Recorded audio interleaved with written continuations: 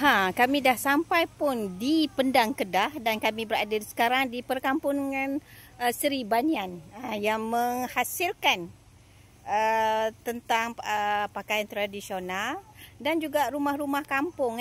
Di belakang saya ni adalah rumah kampung yang jarang-jarang kita tengok, seperti gambar Melayu, filem-filem Melayu dulu-dulu lah, Melayu-Melayu klasik ya. Terdapat banyak ya rumah tradisional yang di sini dengan ramai orang berpakaian tradisional di sini ya. Okey, kita enjoy view dia, memang cantik.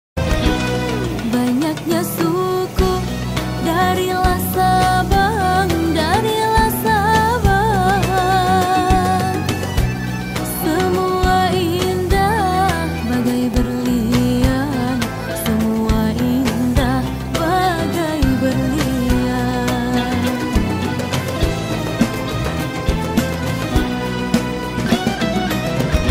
Detak jantungku berdebar kencang, berdebar kencang, saat berjumpa si wajah tampan, saat berjumpa si wajah tampan.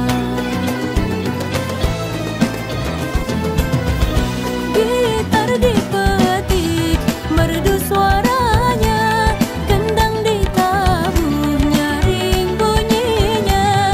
Gitar Tempat dia memang menarik. Makanan dia pun memang sedap, memang mengekalkan makanan tradisi orang-orang Melayu di negeri Kedah ya. Kita dapat lihat ya. Itu dia owner tempat ini, semuanya adik-beradik ya, adik-beradik. Anda boleh datang ke perkampungan Seri Banyan. Boleh bawa keluarga dan boleh kita ber-OTV dan juga mengambil gambar kenangan. Boleh juga kita buat video ya. Tengok dia punya semua staf dia berpakaian tradisional ya,